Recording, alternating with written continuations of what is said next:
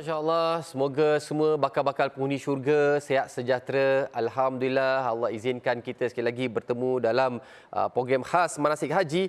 Hari ini kita nak beri tumpuan kepada ihram, langkah ibadah yang sempurna. Ihram tu pakai kain ihram jika jadi talib. Jadi ini untuk yang lelaki sajalah. Jadi saya nak teruskan memasak. Tidak. Semua kena tonton sebab dia bukan terikat kepada pakai kain ihram saja. Masya-Allah. Dan hari ini insya-Allah mudah-mudahan kita direzekikan akan bersama dengan dua orang insan yang akan membantu kita mendapatkan pencerahan. Pertamanya kita bersama dengan Al-Fadhil Ustaz Abu Bakar Muhammad Nur, merupakan pengkursus ibadah haji tanah air. Ataupun ya ringkasnya kita panggil Pektah ya. Betul. Alhamdulillah. Dan kita juga ada panel untuk menjawab segala persoalan di media sosial, terutamanya di TikTok. Jadi pada anda yang sedang menonton di mana-mana platform, sila rujuk. Kalau kata nak tanya soalan, rujuk ke TikTok. Assalamualaikum. Dan insya-Allah kita bersama dengan Al-Fadhil Ustaz Muhammad Fakrul Rizwan Osman Nun di sana dah bersiap, merupakan pengurus bimbingan haji Lembaga Tamu Haji. Sihat Ustaz? Seperti biasa, walaupun kita jauh di sini tapi saya dapat tengok Ustaz bertentang mata. InsyaAllah. Masih dekat lagi insya-Allah ya. Baik, hari ini kita berikan tumpuan kepada ihram, langkah ibadah yang sempurna. Dan kita pun faham Ustaz. Sihat ya Ustaz? Sihat, alhamdulillah. Insya-Allah malam ni kita tarawih. InsyaAllah. Tarawih di mana insya-Allah malam ni Ustaz? Di kampung lah. Di kampung Oh, balik kampung. Syukur. Jadi saya kira Ustaz, Ramadan, kita pun nanti dah Syawal. Zulkaidah pun akan menjelma. Betul. Inilah tarikh-tarikh penting, debaran semakin terasa. Jadi kita nak memperhebatkan insya-Allah ilmu kita. Hari ini saya kira seperti yang kita janjikan, kita akan pergi ke set sebelah sana nanti, sebelah kanan kita. Kita akan bersiap siaga untuk demonya. Contoh-contoh praktikalnya. Jadi berikan tumpuan, dengar betul-betul apa yang boleh, apa yang tak boleh, ataupun barangkali dia 50-50 duduk di pertengahan. Ada ke? Nanti kita dah saja je lah saya tanya soalan pada Ustaz. Jadi Ustaz, insya-Allah kita pun faham bahawasanya ihram, niat ihram ni sebagai salah satu perkara yang wajiblah kita laksanakan. Sebelum ni kita dah tengok rukun dan wajib haji, insya-Allah. Jadi hari ini kita nak beri tumpuan kepada niat ihram. Kenapa kita kena niat, dan insya-Allah kita nak refresh balik, kita nak ulang siar balik dan kepentingan tentang niat ni insya-Allah. Baik, insya-Allah. Baik, bismillahirrahmanirrahim.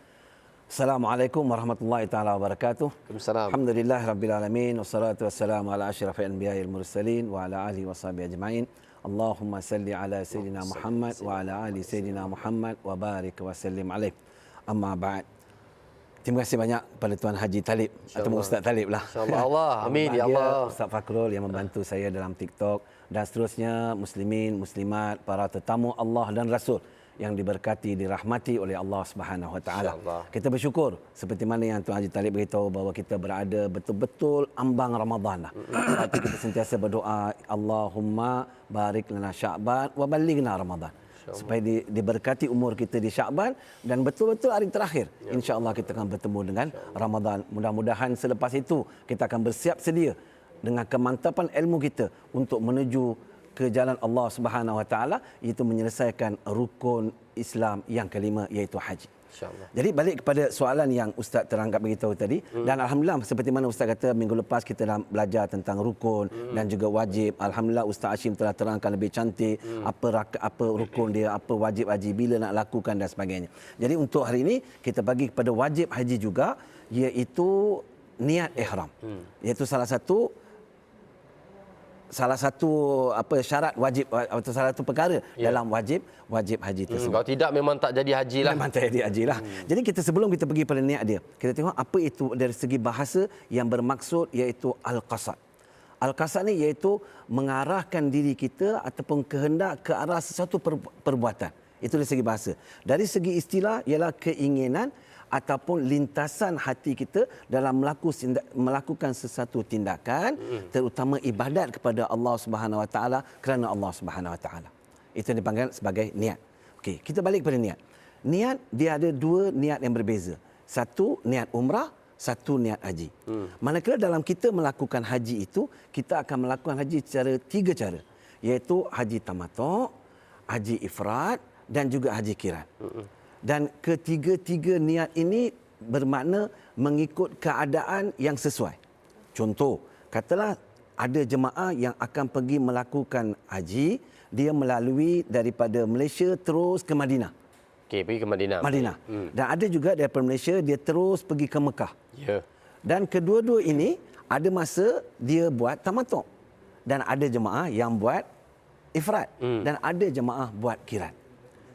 Jelas Ustaz Jelas. Jadi yang itu yang akan membezakan di mana dia nak niat dan apakah niat yang dimasukkan. Baik. Kalau jemaah itu melakukan haji tamattu', kalau dia pergi daripada sini ke Madinah dahulu, maka dia akan masuk ke Mekah melalui Bir Ali yang dipanggil sebagai Mekat. Maka di situ apakah perlu niat yang dia laksanakan atau dia perlu buat ialah sahaja ataupun nawaitu umrata wa ahramtu biha lillahi taala. Dia kena niat umrah. Buat umrah dulu. Buat umrah dahulu sebab dia buat haji tamattu'. Baik. Manakala yang daripada Malaysia terus pergi Mekah yang buat haji tamattu', dia akan diniat Mekat Karnul Manazil. Karnul Manazil. Karnul Manazil. Mana dia kena niat di dalam kapal terbang. Mana dalam penerbangan sebelum sampai ke Jeddah, dia kena niat dalam kapal terbang. Itu tempat terakhir. Iaitu Karnul Manazil. InsyaAllah ada pilot ke atau pramugari ke pramugara akan beritahu, tolong masukkan niat sekarang. Maka kita niat di sana, nawaitu umrata wa haramtu biha lillahi ta'ala. Kalau dalam bahasa Malaysia senang, sahaja aku mengerjakan umrah dan berihram dengannya kerana Allah Ta'ala. Itu paling mudah dalam bahasa Malaysia. Ini mana tahu dia tak tahu baca bahasa Arab kan? Kita niat dalam bahasa Malaysia. Masa tu dia teringat berdebar sangat, itu terlintas niat insyaAllah. Niat sahaja. Baik. Itu dari segi haji tamattu'. Jadi dua tempat. Satu Bir Ali, satu Karnul Manazil. Manakala yang jemaah yang terus pergi tapi dia nak buat ifrad. Baik. Dia nak buat ifrad. Masa ini di Karnul Manazil ataupun di Bir Ali, dia perlu berniat haji terus. Tadi tu niat umrah. Tadi niat umrah sebab dia buat tamattu'. Buat umrah dulu. Umrah dahulu. Yang ini dia nak buat haji dulu. Haji dahulu. Jadi niat haji. Ifrad iaitu haji dahulu baru umrah. Ya. Yang tadi tamattu' umrah dahulu baru haji. Ya. Jadi bila dia nak buat ifrad, maka di Mekat tersebut di Bir Ali ataupun Karnul Manazil, dia perlu niat nawaitul hajjah wa ahramtu bihi lillahi ta'ala. Dalam bahasa Malaysia, sahaja aku mengerjakan haji dan berihram dengannya kerana Allah Ta'ala. Dan berihram dengannya kerana Allah Kerana Ta'ala. Allah Ta'ala. Itu yang niat ihram tadi tu. Itu niat ihram untuk haji. Untuk haji. Okey. Baik. Alhamdulillah. Selesai. Selesai. Okey. Kita balik kepada yang ketiga pula, iaitu haji kiran. Haji kiran sama juga. Dekat Bir Ali ataupun dekat Karnul Manazil, dia kena berniat untuk kedua-dua sekali. Jadi kita ambil, sahaja aku mengerjakan haji dan umrah dan berihram kedua-duanya kerana Allah Ta'ala. Sebab apa? Sebab kiran dia melaksanakan dua-dua serentak. Bila habis saja, habis dapat dua-duanya. Jelas? Ya, Jelas. Itu menunjukkan bahawa kita ada dua tempat. Ada satu lagi tempat kita akan niat haji. Di mana? Di hotel kita tinggal. Ini bagi siapa? Bagi yang pertama tadi, yang mana dia melaksanakan haji tamattu', kemudian dia masuk dalam keadaan ihram, umrah, dan sekarang sampai masanya pada 8 Zulhijjah.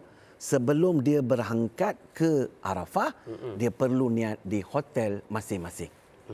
Tapi bagi ifrad, tak perlu niat lagi. Bagi kiran tak perlu niat sebab dia dah niat haji terus dah di Bir Ali ataupun di Karnul Manazil. Dan masih lagi berihram ketika masih itu. lagi dalam berihram. Tapi yang buat tamattu' tadi, dia dah selesai umrah dia dah buka ihram. Ya. Dia pakai balik semula ihram dan dia berniat di hotel di mana dia tinggal. Baik. Dengan lafaz apa? Sahaja aku mengerjakan haji dan berihram dengannya kerana Allah Ta'ala. Jelas. Itu cara niat yang Masya ini dan di Allah. mana kita perlu berniat. Ya, jadi saya kira para penonton semua boleh catat ataupun kita rasa sebab mereka pun turut serta dalam kursus-kursus haji yang disediakan oleh tabung haji. Alhamdulillah, dan kursus perdana pun akan dilaksanakan insya-Allah. InsyaAllah. Jadi sekarang ini catat, tambah ilmu, dan saya mohon kepada semua yang barangkali menonton ni, baik tahu kawan-kawan, baik tahu dalam grup kata biasa nak bersiap haji ni ada grup-grup dia, ada grup WhatsApp dia. Baik tahu tonton sekarang, tambah ilmu insya-Allah bersama. Betul. Jadi Ustaz, sebelum kita nak gariskan pantang larang dia, kita nak lipat gandakan pahala. Baik, Jadi insya-Allah. kalau dalam niat ihram ni, kita nak tahu apakah perkara-perkara sunat yang kita boleh laksanakan Cantik. sebelum, semasa dan barangkali selepas ihram. Kita nak, kita nak kalau boleh nak sesempurna mungkin, nak pahala yang sebanyak mungkin insya-Allah. Jadi kita catat yang itu juga. Cantik, comel. Ini bagi jemaah yang bersedia sebelum berniat. Jadi apakah perlu persiapan yang perlu ada pada diri kita sebelum kita berniat? Cantik sekali ialah seperti mana biasa kita pergi melakukan sembahyang Jumaat. Baik. Apakah sebagai seorang lelaki yang pergi sembahyang Jumaat, apakah dia buat persiapan sebelumnya? Begitu juga wanita-wanita yang biasa pergi untuk sembahyang Idul Fitri, Idul Adha, di mana dia mengemaskan ataupun kendirikan diri sendiri. Bersihkan diri dia Bersihkan semua. diri. Contoh apa dia mula potong kuku. Sebab lepas ni ada halangan potong kuku ni. Ya. Siapa yang nak rapi janggut, rapi misai. Lepas tu ada juga yang nak buang bulu ketiak, minta maaf cakap lah kan. Ada juga yang tak pernah buang bulu hari-hari ni. Ya. Yang ni sunnah sebenarnya ni. Ya. Jadi dia buang bulu hari-hari. Kemudian dia mandi sunat ihram. Bagaimana nak mandi sunat ihram? Ini pun orang tanya juga. Macam mana nak mandi sunat ihram? Senang aja. Mandi seperti biasa. Tetapi kita niat sahaja aku mandi sunat ihram. Selesai dah. Selesai dah. Mandi sunat ihram. Lepas mandi sunat ihram, kalau biasa yang pakai minyak wangi dulu dekat badan. Kalau boleh elak pakai pakaian. Ya, lebih cantik ialah pakai badan dulu, minyak wangi, pakai minyak wangi. Kemudian begitu juga dia boleh pakai minyak rambut bagi siapa yang biasa pakai minyak rambut. Sebab ini semua akan jadi halangan nanti ni. Ya, pakai awal-awal. Pakai awal-awal. Tapi ada persoalan. Kalau yang wangian minyak rambut tu ada wangian dia macam mana? Kalau sebelum niat ihram selesai Selesai tak ada masalah. Yang selepas kita akan bincang selepas Baik, ni. kejap lagi. Jadi Baik. dan sebelum tu boleh pakai minyak wangi, tak ada masalah. Lepas tu walaupun dia bawa benda tu ke dalam ihram, tiada masalah. Dan yang paling cantik ialah pakai pakaian ihram bagi lelaki dan juga warna putih. Itu sunnahnya. Itu sunnahnya. Tapi boleh tak pakai warna coklat, warna hijau, warna biru? Boleh belaka.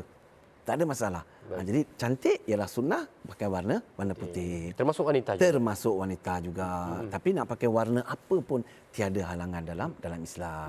Dan akhir sekali ialah sebelum itu kita sembahyang sunat ihram 2 rakaat. Sebelum niat. Sebelum niat. Macam mana cara dia? Sahaja aku sembahyang sunat ihram 2 rakaat kerana Allah Taala. Mudah aja. Sahaja aku sembahyang sunat ihram 2 rakaat kerana Allah Taala. Rakaat pertama baca Fatihah Qul ya kafirun. Rakaat kedua baca Fatihah Qul huwallah. Itu yang ringkas. Ya. Ringkas sekali. Tapi kalau dia nak baca surah Al-Baqarah habis pun tak ada masalah. Terpulang pada dia. Ya, dia nak panjangkan, dapat pahala banyak. Tapi cantik, ringkas itu saja. Kemudian selepas 2 rakaat dia bagi salam, berdoa supaya memudahkan urusan kita untuk umrah ataupun haji yang bakal kita akan melakukan selepas kita niat. Ini persediaan sebelum niat. Dalam ketika niat pula, seboleh-bolehnya kalau boleh kita hadap kiblat ketika kita berniat. Baik. Dan kita dalam keadaan berwuduk ketika kita berniat. Baik, ada kiblat, berwuduk. Itu kalau. Tapi kalau tak ada masalah. InsyaAllah. Ada masa juga kita berniat di dalam kapal terbang. Ada masa kita berniat dalam bas. Jadi mungkin tak hadap kiblat. Jadi tak ada masalah. Adakah itu satu kesalahan? Tak. Ini kita kata nak melipat gandakan pahala. Jadi kita berniat. Itu semasa kita nak berniat. Kemudian selepas kita berniat, ini paling cantik dan paling bagus. Di mana talbiyah yang kita baca sentiasa. Labbaik Allahumma labbaik, labbaik la syarika laka labbaik, innal hamda wan ni'mata laka wal mulk la syarika lak. Yang ini sangat-sangat digalakkan oleh Rasulullah sallallahu alaihi wasallam kita baca ketika sepanjang kita dalam ihram. Ini kita zikir Berulang. sampailah kalau kata terlenalah. Terlena tak apa. Tapi ada juga kata, ustaz, penat ustaz, panjang ustaz, dia kata kan. Tak apa, tukar kepada zikir. Subhanallah walhamdulillah ataupun la ilaha illallah atau semua nama 99 nama Allah tu dia boleh ulang tak ada masalah. Penat juga baca doa. Masya-Allah. Tak nak doa, penat doa, baca Quran. Masya-Allah. Macam Ustaz cakap tadi, penat, tidurlah sekejap. Pun dapat pahala. Dapat pahala juga. Ya, Yang penting kita jangan dalam ihram tu larah. Menyimbang pasal tu, masa tu nak jual tanah, masa tu lah keluarga dah kahwin ke belum ke semua, masa tu baru kita nak cakap. Sayang. Jadi kita lupakan buat sementara. Lupakan dunia buat sementara. Kita tumpukan kepada ibadat kepada Allah Subhanahu wa taala. Itu yang paling cantik, iaitu selepas berniat, banyakkan bertalbiyah, banyakkan berzikir, banyakkan baca Quran, banyakkan baca doa dan sebagainya, sehinggalah kita selesaikan ihram ataupun umrah tersebut. tersebut. Masya Allah, Alhamdulillah. Ini semua tujuannya adalah untuk kita melipat kali gandakan pahala kita dan beri tumpuan kepada haji yang katanya kita dah tunggu lama, kita dah menyimpan lama, takkan datang-datang dalam keadaan ihram, cerita pasal keluarga dan sebagainya. Kurang sesuai lah. Itu selepas. Ada banyak lagi masa kan. Banyak betul. simpan kisah itu, Simpan baik kita tumpukan kepada kita nak menambah gandakan pahala insya-Allah. Tadi Ustaz ada nyatakan tentang mandi dan solat. Nak tumpang tanya sikit. Boleh, boleh. Katalah mandi, saya mandi dekat rumah. Baik. Niat ihram. Tapi saya tak pakai ihram, tak dikira ke mandi solat sunat ihram tu? Dia paling cantik ialah lepas mandi kita terus pakai ihram. Baik. Pada mereka yang barangkali di kat hotel Mekah nanti ataupun Madinah nak naik. Okey, faham. Tapi bahkan dia daripada rumah, dia rasa rimas pakai ihram lah apa, jadi dia pakai baju biasa dulu. Tapi paling cantik sunnah dia ialah lepas mandi pakai ihram. Itu comel. Baik, alhamdulillah jelas. Saya pun menambah ilmu juga ni kan. Syukur alhamdulillah. Baik, kita berbicara lagi tentang pantang larang ihram. Ya, Ustaz. Ni buat fikiran kita lah kan. Kenapa ada pantang larang ni kan macam ya Allah terbeban pula. Sebab takut kena yang dam tu yang bayar ni lah kan Ustaz. Jadi kita rasa pun satu, kedua kita takut macam kan berdosa pula kalau kita tak bayar dam dan sebagainya. Sungguh. Buat langgar pantang larang ni. Jadi kenapa kita Allah gariskan ada pantang larang? Apa hikmah dia sebenarnya? Okey, cantik. Muslim-muslimat rahmati Allah Subhanahu Wa Taala. Kalau kita lihat pantang larang, sudah tentunya sesuatu yang Allah wujudkan itu ada hikmah di sebaliknya. Ada hikmah yang Allah telah tuturkan dengan apa yang telah Allah perintahkan. Kalau kita lihat apakah larangan ihram ini, ialah Allah Subhanahu Wa Taala menguji keimanan kita, menguji kesabaran kita. Bagaimana manusia itu melakukan ibadat dalam dia menguji kesabaran. Betapa sabarnya dia dalam dia melaksanakan ibadat. Tuan-tuan, kita memakai pakaian yang biasa macam ni dah lama dah. Baik. Ya, kita pakai minyak wangi yang mahal-mahal lama dah. Tapi apa salahnya kesabaran kita dalam kita ibadat kepada Allah, kita tidak memakai baju yang berjahit dengan pakaian yang telah Allah SWT. Sebab di padang mahsyar itulah pakaian semua sekali akan sama. Tidak ada beza di antara orang bawah ataupun orang atasan, ataupun pemerintah ataupun dengan rakyat, tak ada beza. Sama. Silap-silap duduk sebelah-sebelah, tak kenal pun. Tak kenal. Ini pemerintah aku, tak kenal. Masing-masing takut kepada Allah Subhanahu Wa Taala. Sebab tu hikmah Allah ialah melihat bagaimana keimanan kita dalam melaksanakan ibadat kepada Dia dan juga bagaimana kesabaran kita dalam kita melaksanakan ibadat. Ya, sebab biasanya bau sikit minyak wangi, bau sikit minyak wangi. Betul. Betul. Dan juga bila kita rasa nafsu naik je, nak mencari isteri kita. Contoh kan. Maka ini semua kita nak elakkan. Nak lupakan bab dunia dan tumpukan diri kita kepada Allah Subhanahu Wa Taala. Masya Allah. Itu hikmah di sebaliknya Allah SWT menentukan supaya kita tumpukan sepenuhnya ibadat kepada Allah SWT, meninggalkan, melupakan apa yang ada dekat dunia ini. Ya, baik. Itu yang Allah SWT telah, tak banyak pun. Sekejap je pun. Sekejap aja, 13 perkara aja pun, tak banyak. Ya, boleh makan. Boleh makan, boleh minum. Kecuali dia boleh makan lagi. Betul. Kalau dia halang makan minum pun mungkin kita risau. Tapi ini dah mula lah. Allah SWT beri kita satu lagi hukum, iaitu berpuasa di bulan Ramadan. Kita akan berpuasa. Tapi dia tak kata 24 jam. Tempoh 18 jam, 13 jam dah boleh makan semula. Baik. Apakah perkara-perkara yang terletak dalam larangan? Kalau kita lihat, ada 13 perkara larangan yang telah Allah Subhanahu Wa Taala larang ketika kita dalam ihram saja. Ada jemaah juga tanya, Ustaz. Dia kata, apa larangan ini? Apakah larangan ini? Yang 13 perkara ini. Jadi dia ada 13 perkara yang dilarang ketika dalam ihram saja. Dan ada juga saya pernah jumpa jemaah di mana selepas luar ihram pun dijaga pantang larang tu. Bagus. Dengan dekat Mekah dia tak boleh buat. Oh lah. Contoh kan, dengan Mekah dia tak boleh buat. Terlebih pula. Tuan-tuan muslimah rahmati Allah SWT. Larangan ihram ini akan jadi ketika kita niat nawaitu umrata wa ahramtu biha umrah, ataupun nawaitul hajja wa ahramtu bihi, barulah bermula larangan ihram 13 perkara yang akan saya sebut sekejap lagi. Selepas selesai saja kita bergunting, maka kita telah terkeluar daripada larangan-larangan tersebut. Hanya dalam ihram saja. Luar daripada ihram, kita buatlah apa yang kita nak buat yang akan dilarang ni. Mana nak bergunting boleh, nak potong kuku wangi, boleh, nak mandi menyelam dalam minyak wangi mandi pun. minyak wangi pun tak ada masalah. Dia boleh. Tapi dalam ihram dilarang. Apa dia? Pertama sekali ialah bagi lelaki sahaja, iaitu tidak boleh memakai pakaian bercantum. Baik. Contoh apa dia? Dia tak boleh pakai baju. Nanti kita akan ulai lagi lah. Ya, baik. Okey. Yang kedua, di mana lelaki tidak boleh menutup kepala dia. Kopiah tak boleh pakai lah. Kopiah tak boleh pakai. Kita akan ulas selepas ini, Baik, insya-Allah. insya-Allah. Yang ketiga, bagi wanita sahaja. Di mana dia tidak boleh menutup muka bagi wanita. Kan nikab tak boleh. Nanti kita urai juga Kita yang tunjuk. ni. Okey, Cantik baik. yang ni kita. Yang keempat ialah tidak, ini bagi semua, lelaki dan perempuan. Baik. Yang mana tidak boleh memakai sarung tangan. Sarung tangan lah, glove tak boleh. Yang kelima ialah dia tidak boleh memakai minyak rambut ataupun minyak janggut atau minyak misai, tak boleh. Okey. Seterusnya ialah dia tidak boleh memakai minyak-minyak wangian ataupun wangian lah. Minyak wangi tak boleh pakai. Sabun, lotion. Yang tu adalah yang pula hujan tu. Oh, nanti kita akan bincang itu. lagi. Baik. Ini yang 10 yang kita tinggal, minyak wangi. Yang seterusnya ialah melakukan pendahuluan persetubuhan. Yang seterusnya ialah melakukan persetubuhan. Baik. Dan juga satu lagi, tidak boleh menjadi wali ataupun wakil wali, nikah, kahwin, tidak boleh dilakukan.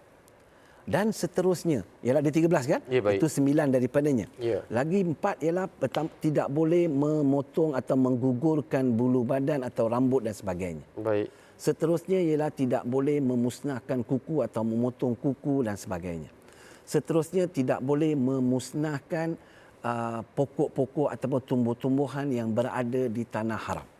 Dan akhir sekali yang ke-13 ialah memburu binatang ketika dalam ihram ataupun di luar ihram di tanah haram.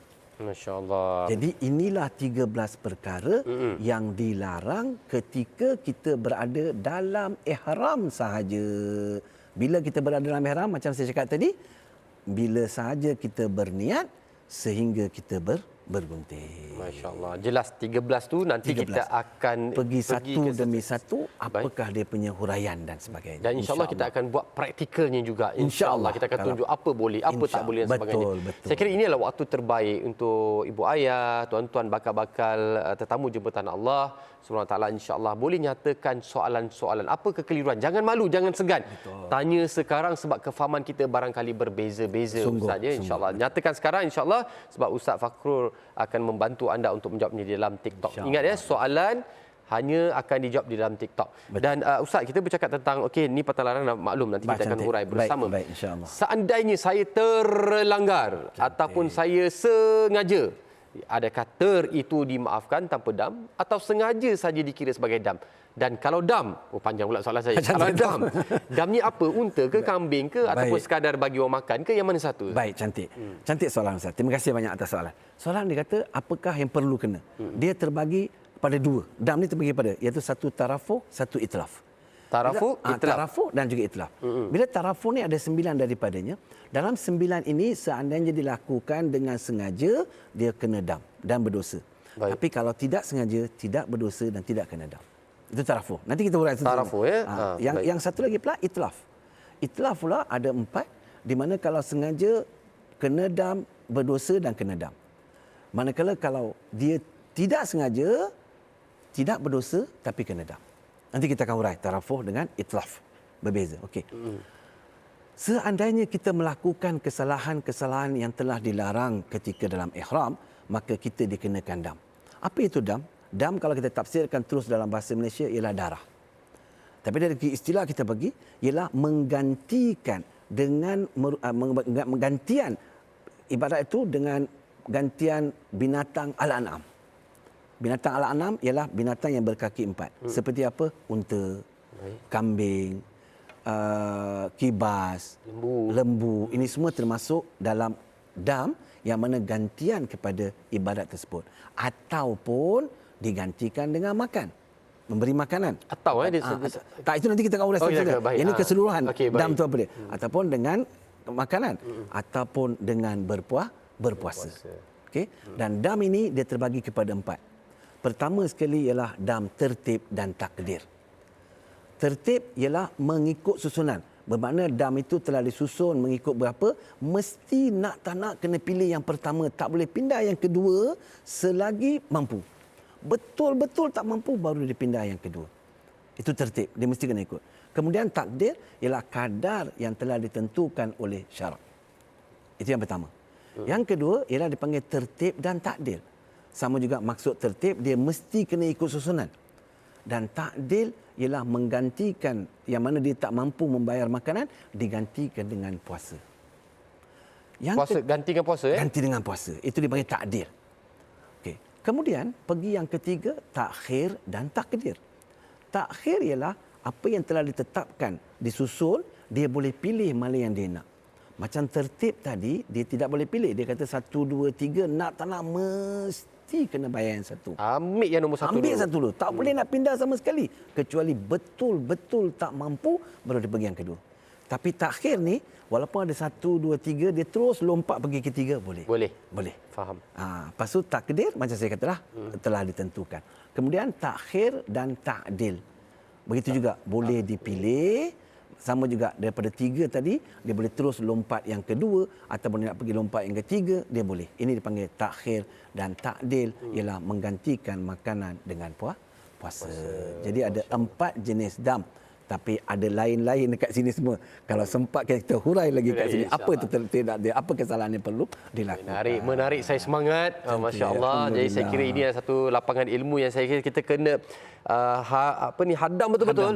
Sebab kita nak faham sama-sama. Tapi kalau kata tak sempat nak fahamkan hari ini, boleh terus tanya soalan di TikTok sebab Ustaz Fakhrul bersedia untuk menjawab soalan. Tanya sekarang, ambil kesempatan ini sebab inilah masanya untuk kita dapatkan sebanyak mungkin ilmu. Bersiap siaga, lepas ni kita nak buat edisi praktikal. Kami akan ke sana, dah ada bahan-bahannya insya-Allah. Jadi berikan perhatian, teruskan menonton, teruskan bertanya dan berikan perhatian di TikTok. Kita akan kembali dan berehat seketika insya-Allah. Silau lah cahaya matahari terang benderang kat sini, Masya Allah. Tapi begitulah suasana di kota suci Mekah. Di kadang silau mata, kadang tak boleh nak buka kan. Boleh ke tak boleh pakai ini kan. Tapi tak apa, jangan risau, kita akan bantu. Ini antara perkara-perkara yang kita akan bawa dalam beg. Masa nak pergi haji, insya-Allah Ustaz, kita nak bantu para jemaah kita ni. Apa yang boleh, apa yang tak boleh, semua kita akan tunjuk satu persatu insya-Allah. Insya-Allah. Sebelum tu Ustaz, kita bantu dulu para jejaka kita. Jejaka. Pakai ihram ni boleh ke tak boleh? Ada kadang dia pakai ihram, minta maaf Ustaz ya. Dia pakai macam keluar ke tandas, bawah pusat Ustaz. Boleh ke tak boleh? Kan kalau pakai ihram ni macam mana caranya? Ustaz mungkin boleh bantu kita lah Ustaz. Tunjuk terus ihramnya. Silakan Ustaz, bismillah. Ini tali pinggang. Saya pegangkan. Okey, insya-Allah. Ini kain ihram lah. Baik. Okey, muslimah rahmati Allah Subhanahu Wa Taala. Ini adalah kain ihram. Semua dah sedia maklum dah. Okey, ini kain ihram. Yang 2 helai kain ihram ni kita akan pakai ketika sebelum kita berniat ihram. Okey, sebelum kita berniat ihram, kita perlu memakai 2 helai kain ihram ni. Okey, pertama, 1 helai kita akan pakai kain ihram daripada pusat ke bawah, ke lutut. Okey, cara memakaian. Okey, baik tuan-tuan. Dia ada banyak cara, tapi saya tunjukkan salah satu cara. Paling selamat. Paling selamat. Ni. Okey. Yang kiri ni kita bawa ke kanan. Dan kita masukkan dalam sikit. Okey. Sebab apa kalau tak ada dia ni nampak aurat dia masih seksi sikit kat sana. Okay. Sebab apa naik turun bas nanti Ustaz kan? Betul. Okey. Kemudian kita lipat yang ni ke sini. Kita lipat ke depan. Ya, ni lipat ke depan.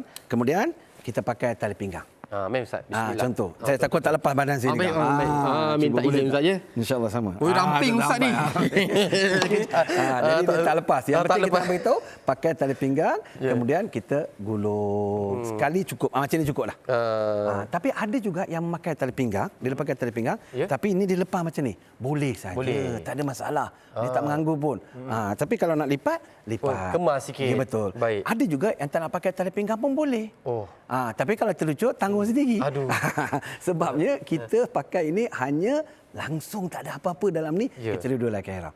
Kita juga boleh gantikan tali pinggang ini dengan tali pinggang seluar kita ni. Boleh letak. Ataupun ada juga yang pakai pos Ustaz. Ambil pos tak boleh. Kalau tak ada juga ambil tali rafiah ikat. Ya, yang penting kita yakin. Itu saja. Selamat. Ustaz, dia perlu macam labuh ke pindik ke? Kalau boleh jangan labuh sangat. Ini sebab baju saya tak kemas. Jadi sini kalau boleh ataskan, biar dia atas sikitlah mana macam tu, supaya bila kita jalan tu dia tak terlerit ataupun kita terpijak yang boleh menyebabkan dia jadi kotor. Ya, kotor tak tersandung. Ya, betul. Keselamatan kena jaga juga. Betul. Atas buku lali lah kot. Ya, cantik. Cantik. Tapi ingat yang ini kita pakai mesti atas pusat. Sebab apa? Apabila kita tawaf, contohlah Haji Talib tertarik, bakal tunggu sekejap. Kain ihram atas ni jatuh. Nampak pusat. batal tawaf tersebut. Ah. Pusingan tawaf tersebut. Ya. Sebab tu pentingnya dia atas pusat. Ataupun kita nak sembahyang zuhur, asar, Allahu Akbar, rukuk. Yang ni jatuh. Nampak pusat, batal solat kita. Sebab tu kena jaga dalam ibadat. Ingat tuan-tuan, tawaf batal, syai batal. Syai batal, gunting tak sah. Maka umrah kita tak sah. Punca dia sebab nampak pusat ketika kita tawaf. Jadi berhati-hati. Jadi kalau nak pakai atas pusat, pakai tali pinggang dan jangan sampai dia turun daripada pusat seperti mana Haji cakap tadi, sampai pusat macam tu. Yalah, Padahal ini aura. Kadang rezeki terlebih kan. Jadi selesa kat belah bawah.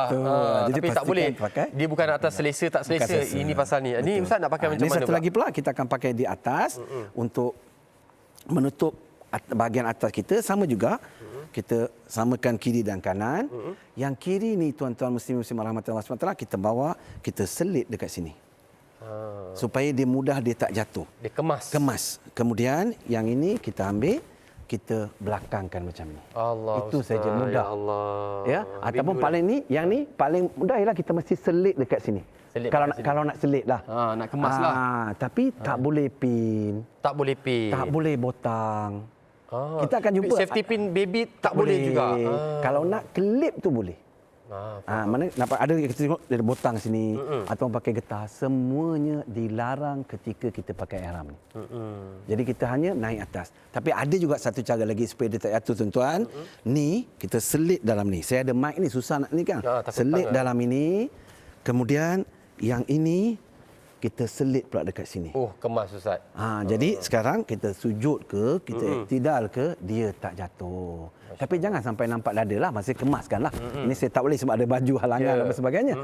Kemaskan, jadi dia, kita jalan pun dia tidak jatuh. Jadi masa umrah kan kita nak kena buka sebelah kan? Bila masa umrah, bila masa tawaf. Tawaf.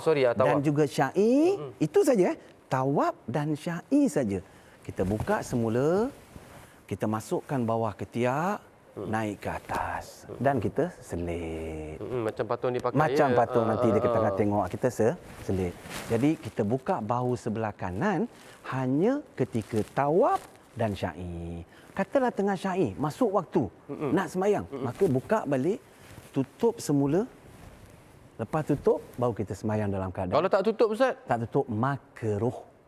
Nampak bahu. Yes, nampak bermakruh. Termasuklah kita dengan panas, dengan sejuk apa semua, maka boleh membawa penyakit. Sebab tu dia tak tafsirkan sebagai makruh. Sentiasa tutup kecuali sembahyang atau kecuali tawaf saja dan syai. Wallahu a'lam. Saya kira semua jelas ya, boleh catat dan sebagainya. Jadi Ustaz, kita tadi Ustaz dah nyatakan 9 larangan. Betul. Boleh tak kita buat satu persatu tengok apa boleh, apa tak boleh dan sebagainya? Boleh. Tak ada masalah. Baik, kita mulakan yang pertama dulu Ustaz. Boleh? Ini ramai juga yang keliru tu bila kita tengok macam tu. Baik, masya-Allah. Tadi kita dah tunjuk ihram, antara sebabnya kita nak tunjukkan tentang memakai pakaian bersarung atau bercantum bagi lelaki sahaja. Betul. Yang wanita janganlah cuba berihram. Dia pakai pakaian lengkap kecuali muka dan tapak tangan tidak boleh. Minta ampun. Minta ampun. Jangan buat pasal. Okey. Tadi Ustaz pun dah tunjuk contoh tadi. Tapi jenis Ustaz, saya jenis kena pakai singlet.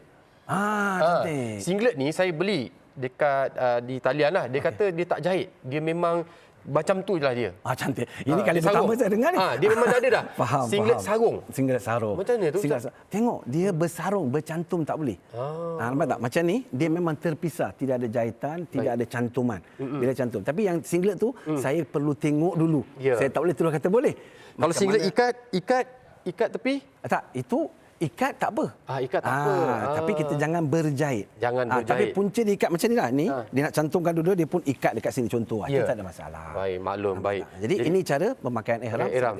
Jadi ini bukan dilarang. Walaupun dia berjahit, dia gantung dekat badan ni tidak menjadi satu halangan. Dia bukan pakaian. Dia bukan pakaian. Begitu juga macam tali pinggang tadi. Walaupun dia berjahit, tapi dia tidak bercantum, kita cuma bukan dianggap sebagai bercantum. Itu beza dia. Begitu jelas. Juga kalau dia nak pakai cincin, nak pakai jam, ini semua tidak termasuk dalam kategori yang mana berjahit ataupun bercantum. Baik, alhamdulillah. Jadi kalau berkopiah Ustaz, macam tadi Ustaz pakai ihram pakai kopiah. Itu salah tu. Salah Kena dam, lepas ni saya kena bayar dam. Jadi tak boleh Tak boleh. tu rambut dia cantik Rambut lah. cantik. Kan. Yang macam ni tak apa Ustaz rambut dia. Macam tak apa, tak ada masalah. Tapi dia dah pakai minyak awal-awal boleh? Awal boleh. Tapi dalam ihram jangan pakai minyak. Baik, baik. Luar sebelum tu tak apa sebelum niat. Ya. Tapi jangan pakai kopiah sama sekali tuan-tuan. Ini khusus untuk lelaki ya. Pakai pakaian bercantum tidak boleh, pakaian kopiah tidak boleh, songkok tak boleh. Cap tak boleh. Takut ada yang kata pasal panas-panas dia pakai cap. Ataupun dia ambil, minta maaf ni saya usirkan takut terjatuh macam ni. Contoh, dia ambil tuala, dia panaskan tuala, letak air, dia pun tutup macam ni. Contoh. Untuk lelaki tidak boleh. Kena dam. Kena dam. Jadi, tapi kalau dia terlupa, dia pun keluarkan cepat. Tapi katalah Ustaz silau, dia pergi tak tutup kepala dengan tangan. Tangan boleh, tapi jangan rapat. Mana? Jauh sikit macam tu. Mana tuala ni, kalau dia nak pegang ni, 2 jam macam ni pegang lah. Oh, pegang. Jangan letak atas kepala. Peganglah kalau 2 jam. Sama juga macam pakai payung. Ni.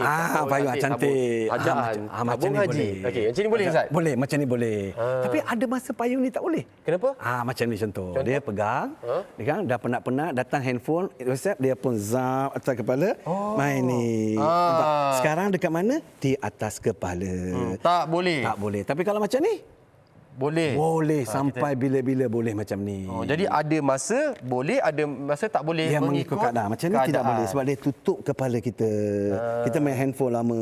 Datang pula haji tegur, "Bakar, tak boleh ni." Saya pun angkat cepat. Tak ada dam, tak ada berdosa. Sebab tadi saya tak sengaja. Ya, tak sengaja. Itu yang dipanggil sebagai tarafuh tu. Ustaz, saya pernah tengok orang ada pakai payung yang lekat kat kepala tu. Dia tak melekat kat kepala, dia tak cantum kepala, tapi dia ada tali ikat, lepas tu dia kaki dia ke atas sikit. Adalah sejengkal macam tu. Faham. macam mana? Yang tu tidak dibenarkan. Kita memang muzakarah, kita kata tak boleh yang letak ni. Tapi ada satu yang saya tengok baru ni, dia letak zap, dia buat besar. Mana tak ada kena-mena dengan kepala langsung. Kemah di bahu. Macam kemah di bahu. Naik atas, ada payung. Itu kreatif dia orang kan. Yang itu boleh. Itu boleh. Itu boleh. Tapi yang letak dekat getah dekat sini, kemudian dia naik ke atas, yang itu tidak dibenarkan sama sekali. Tapi duduk bawah pokok boleh tak, Ji? Tak tahu Ustaz. Duduk bawah pokok. Ustaz tanya saya. Tak ada masalah. Tak ada masalah. Sebab ni jemaah tanya biasanya, "Ustaz, macam mana saya duduk bawah pokok?" Dia kata. Berteduh lah tak apa. Tiada masalah. Sama juga seperti mana kita duduk dalam rumah, dalam kemah, dalam bas. Sebab tu kalau kita tengok ada jemaah daripada negara-negara lain di mana bumbung tu dibuka. Bumbung bas tu buka. Dia anggap yang itu sebagai tutup. Itu pendapat dia. Tapi bagi kita kata tiada masalah. Boleh naik bas, boleh duduk bawah pokok, boleh duduk bawah kemah, tiada. Dah kopak bas orang. Tapi pernah ada. Tapi baru-baru ini kita tengok dah tak ada dah macam tu. Tapi ini lebih-lebih dulu. Ustaz tumpah tanya boleh? Sila. Saya ni panas kata kan. Saya pun kecah-kecah dengan air zam-zam, saya letak kat muka macam ni. Ini lelaki boleh. Lelaki boleh? Lelaki boleh. Sebab lelaki tidak ada syarat tak payah tutup muka. Tak ada. Boleh. Yang tak boleh tutup muka hanya bagi wanita sahaja. Mari kita pergi ke wanita. Mari katalah. Beza wanita dengan apa? Sebab ada 3 syarat ni. 2 untuk lelaki sahaja, 1 untuk perempuan sahaja. Contoh Ustaz. Okey. Dia ni yalah pakai nikap, macam mana cara dia? Macam ni. Okey, mata nampak. Kan mata tak nampak kesian pula nak jalan. Minta maaf. Bergerak Ustaz. Minta maaf Ustaz. Tak apa. Contoh Ustaz. Okey. Betul ni? Betul. Dia naik atas sikit. Okey, cantik. Okey, kata macam ni. Boleh tak dia pakai? Tak boleh. Jawapan dia boleh. Tapi luar ihram. Ustaz mendebarkan Ustaz. Mendebarkan Ustaz. Luar ihram dia boleh pakai macam ni, tiada masalah. Jadi kita angkat sebelum niat boleh. Sebelum niat boleh. Selepas niat ataupun sebelum nak niat tu pastikan dah buka. Dan juga tidak boleh menutup muka lagi. Termasuk kalau ada ini cantik. Boleh saya ambil sekejap? Ambil. Ni dipanggil sebagai mask. Face mask. Jadi kita pakai ni, boleh ke tak boleh? Jawapan dia tidak boleh. Untuk siapa? Wanita sahaja. Habis kalau kata dia batuk. Itu ada hujah yang lain pula. Macam mana tu? Sama juga seperti yang kita pasang tadi ni, Tuan Haji, yang ni kita pasang tadi. Ya. Yang ini sebenarnya wanita boleh pakai dalam ihram. Tetapi dengan cara yang berbeza. Macam mana Contoh tu? saya pakai sekarang. Ini wanita pakai sebelum ihram. Baik. Dalam ihram, sebab apa? Saya dah biasa sangat pakai ini. Tak boleh rasa macam, yalah, satu benda yang kita dah biasa buat kan. Ya. Jadi tiba-tiba nak tinggalkan, tak boleh. Jadi boleh tak kita pakai? Boleh dengan syarat jauhkan daripada muka. Alamak, macam Macam mana nak buat? Sini tak ada benda tu. Contoh, pakai cap.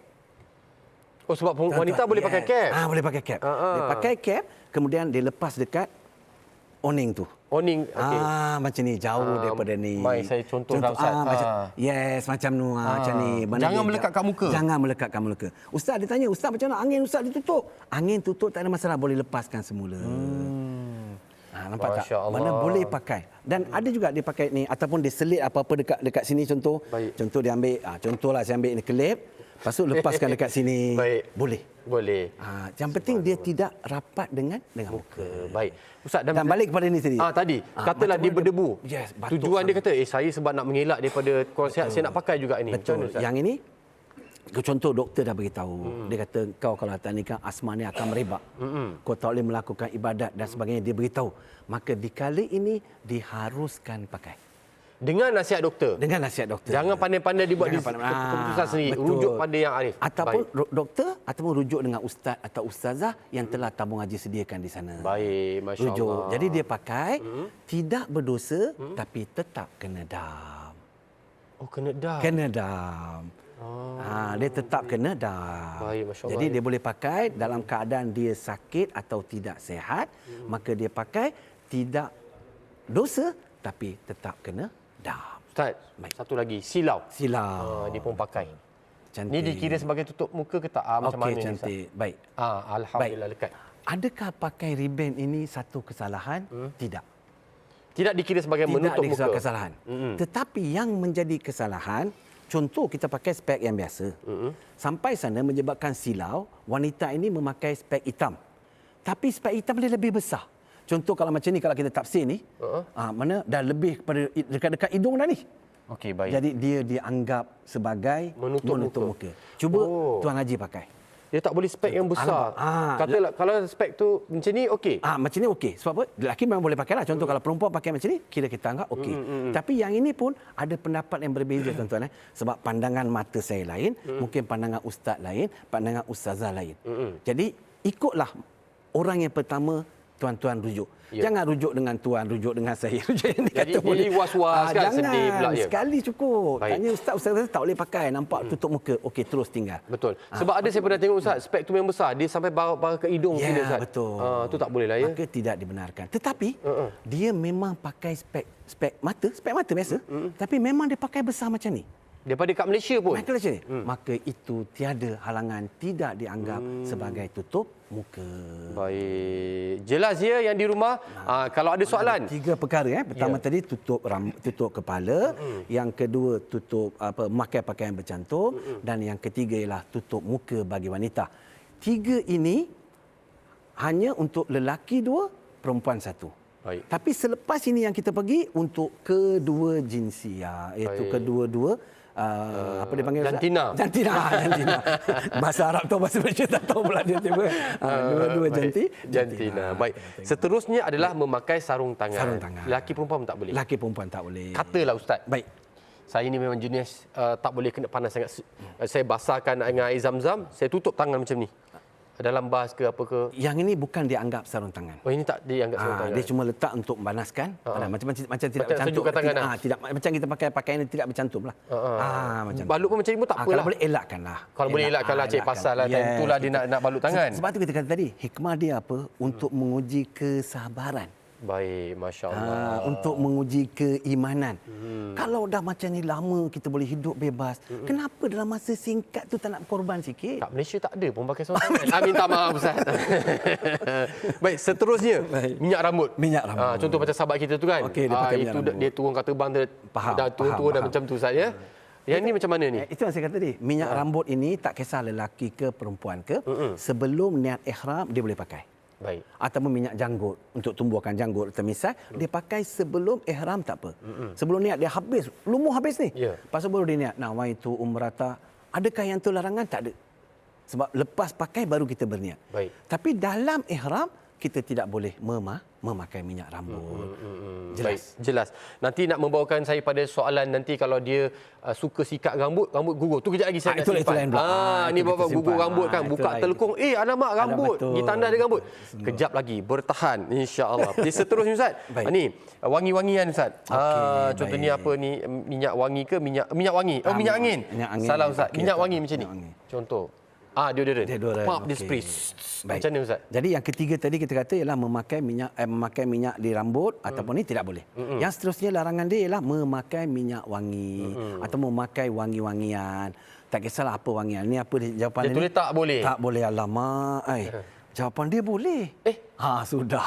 Boleh pula. Baik, sebenarnya ini memang tidak dibenarkan. Tak boleh. Okey, tetapi atas dasar sesuatu. Contoh, kita pergi Mekah ke Madinah lebih kurang 6 jam, 7 jam, mungkin 8 jam musim haji, lambat.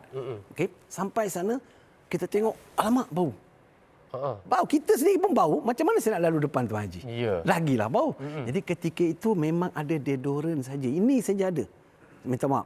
Ini saya kata saja. Maka di sini diharuskan pakai. Kenapa jadi harus Ustaz? Sebab dia menghilangkan bau yang mana dia boleh mengganggu ibadat kita dan boleh mengganggu ibadat orang. Tapi yang terbaik kita cari yang tak wangi.